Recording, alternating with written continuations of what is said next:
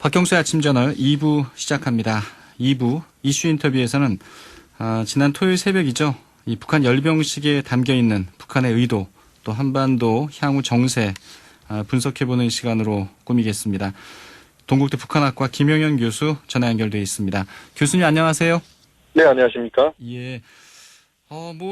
새벽에 이 대대적으로 열린 걸 보고 많이들 놀랬다 이렇게 얘기하시는 분들이 많던데 전체적으로 이번 열병식 좀 어떻게 보셨나요?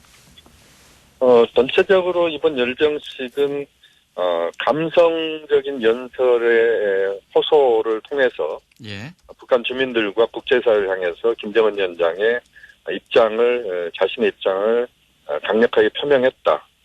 비핵화 평화체제 프로세스가 진행이 안 되는 속에서 북한의 현재 상황의 어려움들을 자력으로 극복했다. 이런 의지를 보였다고 봐야 될 것 같고요. 예. 또 하나는 제한적 수준의 무력 시위를 했다.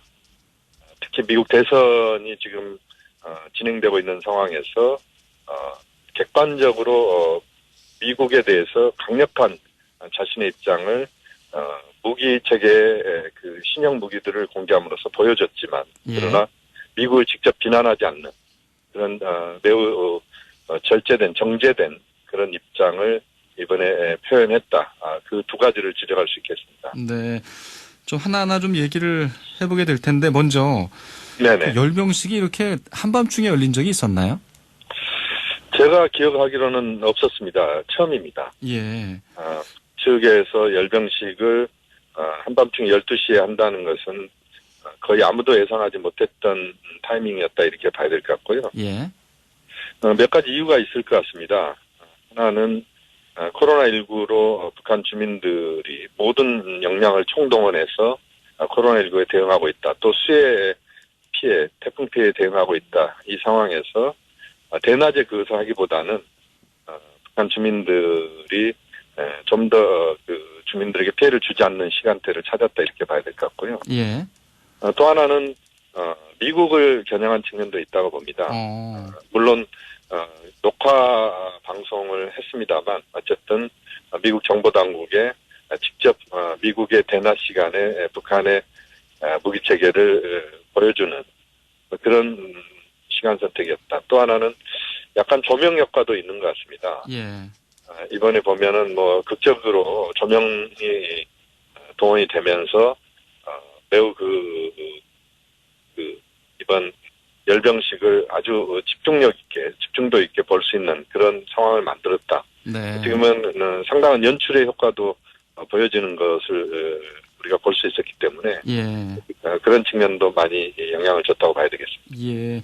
한밤중에 있기 때문에 조명 효과가 분명히 있는 것 같고요. 뭔가 좀 집중적으로 좀 바라보게 되는 효과가 있었던 것 같은데 이 기념행사의 연출이 그 여동생이죠. 김여정 제1부부장의 작품이다. 이런 얘기도 나오는 것 같아요. 그럴 수 있습니다. 그동안 보면 북한의 빅 이벤트 또는 남북 정상회담 상황들을 보더라도 김여정 부부장의 역할이 도드라졌던 건 사실이거든요. 그런 측면에서 보면 이번에도 김여정 부부장이 역할을 했을 수 있습니다. 다만 이제 그 역할이 어느 수준이었는지는 아직 확인하기는 좀 어렵고요. 다만 상당히 극적인 효과들을 보인 점은 우리가 주목을 해야 되겠습니다.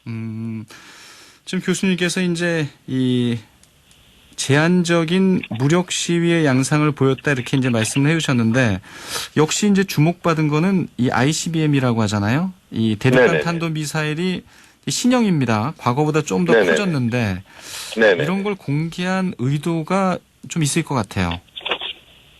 그렇습니다. 지금 이제 ICBM을 공개한 것은 결국 북한 입장에서는 미국에 대해서 미국의 대선 결과와 무관하게 우리는 핵 능력을 계속 증강시키고 있다. 이것을 보여주는 거라고 봐야 되거든요.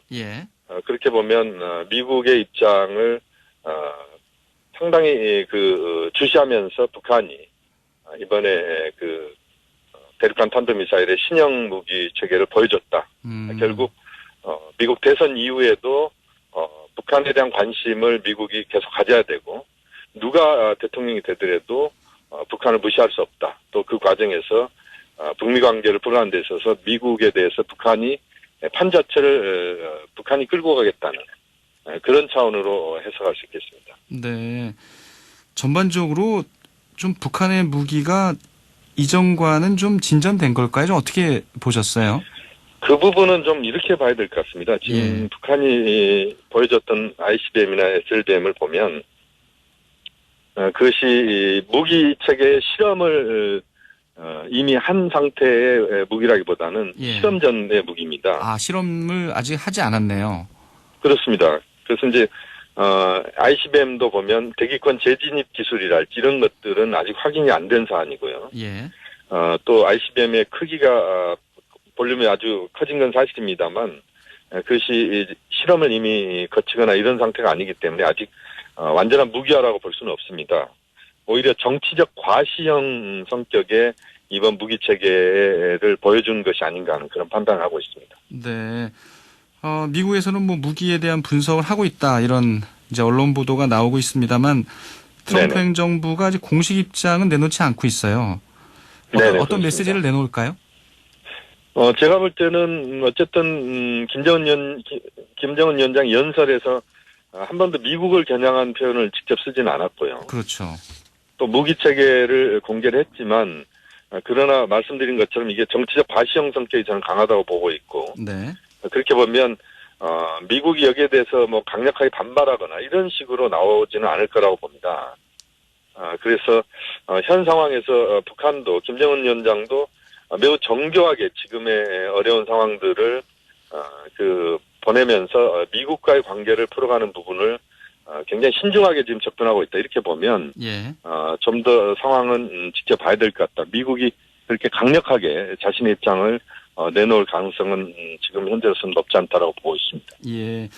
김정은 위원장의 이제 연설 시간이 28분이었는데 미국을 한 번도 이제 언급하지 않은 걸 보면 지금 말씀하신 것처럼 이 절제된 이런 그 무력 시위의 모습을 보이는 선에서 좀 이후를 좀 준비하고 있는 게 아닌가 뭐 이런 생각을 하게 되고요. 그렇습니다. 예, 진짜 이 감성 연설이었습니다. 이 눈물도 보이고 또 북한 주민들에게 좀 이례적이죠. 막 고맙다, 미안하다 이런 얘기까지 하고. 뭐 어떻게 보세요, 김정은 위원장 연설? 지금 말씀하신 것처럼 매우 이제 감성에 호소하는 연설이었다.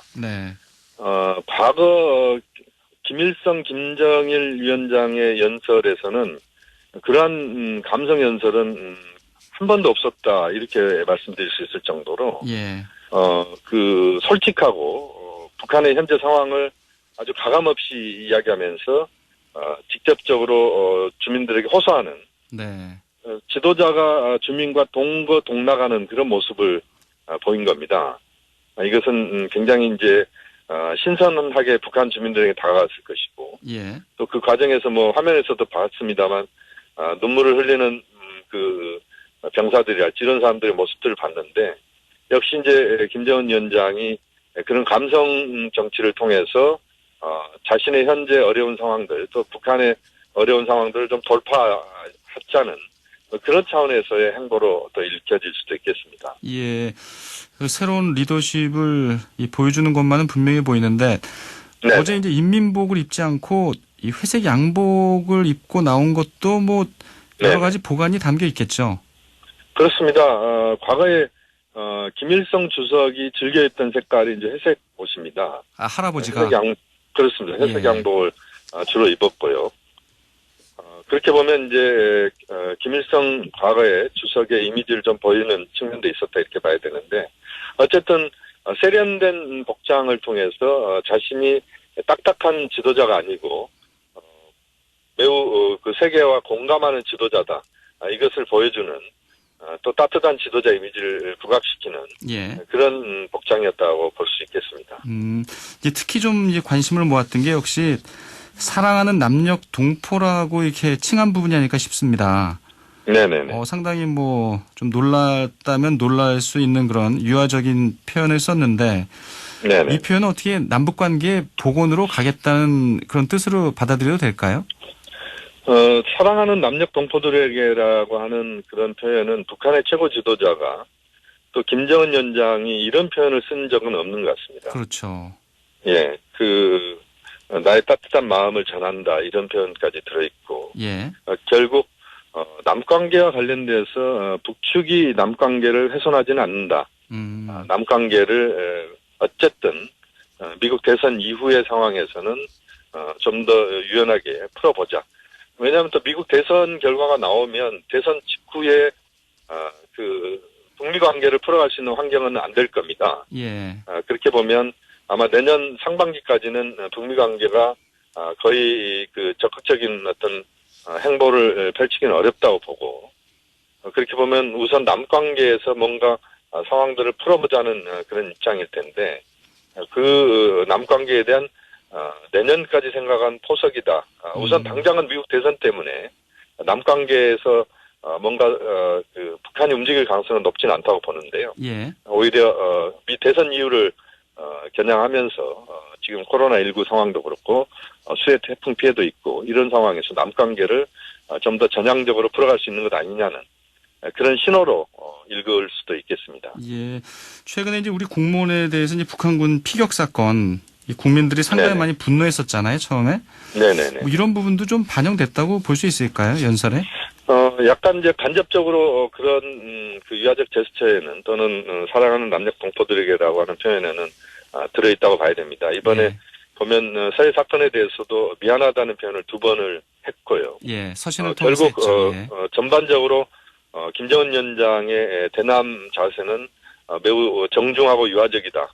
그렇게 보면 역시 지금의 상황들을 반영한 것이고 앞으로 남관계를 풀어가는 데 있어서도 북측이 좀 더 적극적으로 움직일 수 있겠다는 그런 신호를 보는 것이고 예. 또 문재인 대통령의 대북 정책에 대한 화답의 성격도 있다고 봐야 될 것 같습니다. 예. 그럼 끝으로 향후 네네. 한반도 상황 좀 어떻게 네네. 전망하시나요?